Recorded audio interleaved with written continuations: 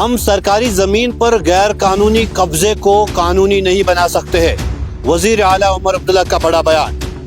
قانون ساز اسمبلی میں M L A Pulwama Waheed ur-Rehman Para نے ایک بل پیش کی ہے جس میں وہ مطالبہ کر رہے تھے کہ سرکاری اور گاشترائی زمین جو ہے اس پہ لوگوں کو ملکیتی حقوق دیا جائے۔ اس کو وزیر اعلیٰ عمر عبداللہ نے مسترد کرتے ہوئے کہا کہ ہم ریاستی زمین پر غیر قانونی قبضے کو قانونی شکل نہیں دے سکتے ہیں۔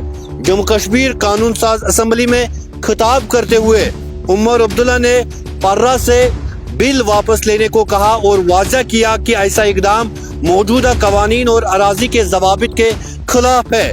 وزیر اعلیٰ نے کہا ہم ریاستی زمین پر غیر قانونی قبضے کو قانونی شکل نہیں دے سکتے ہیں، تاہم پی ڈی پی کے رکن اسمبلی پلوامہ وحید الرحمان پرہ نے بل واپس لینے سے انکار کر دیا ہے۔ انہوں نے کہا کہ حکومت اس بل کو سیاسی وجوہات کی بنا پر مسترد کر رہی ہے۔ پرہ نے ایوان میں کہا آپ اسے اپنی پالیسیوں کی وجہ سے مسترد کر رہے ہیں، بی جے پی اسے لینڈ جہاد کہتی ہے، آپ ان سے خوف زدہ ہو۔ اس معاملے پر حکومت اور اپوزیشن کے اراکین کے درمیان زبانی تکرار بھی ہوئی ہے۔ پرہ نے موقف اختیار کیا کہ یہ بل ان لوگوں کو ریلیف دینے کے حوالے سے ہے جو کئی دہائیوں سے ایسی زمینوں پر رہائش پذیر ہے یا کاشتکاری کر رہے ہیں، جبکہ حکومت کا کہنا تھا کہ قانونی طریقہ کار کو نظر انداز نہیں کیا جا سکتا ہے۔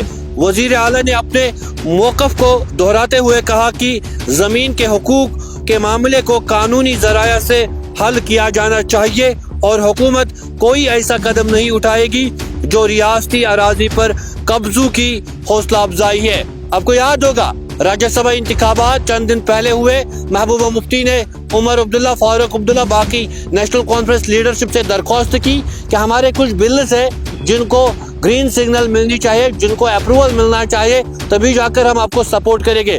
بعد ازاں انہوں نے کہا کہ ہمیں یقین دہانی ملی اور انہوں نے یہ بھی کہا کہ ہم نے نیشنل کانفرنس کو سپورٹ کیا اور اس میں بھی جو ہے لینڈ رائٹس بل تھی اور ساتھ ساتھ کیجول لیبرز اور ڈیلیویجرز کی بل تھی۔ پہلے لینڈ رائٹس بل کو عمر عبداللہ نے ریجیکٹ کیا ہے اور اس کے بعد یہ بھی کہا ہے کہ جو کیجول لیبرز اور ڈیلیویجرز کا مسئلہ ہے وہ زیر غور ہے، اور اپنے ہی M L A Mir Saifullah کو کہا گیا ہے کہ آپ ہمیں کام کرنے دیجئے، ہم اس مسئلے کو حل کر رہے ہیں۔ یعنی ہم یہ کہہ سکتے ہیں پی ڈی پی کی طرف سے جو 2 بلیں رکھی گئی تھی ان کو فی الحال ریجیکٹ ہی کر دیا گیا ہے۔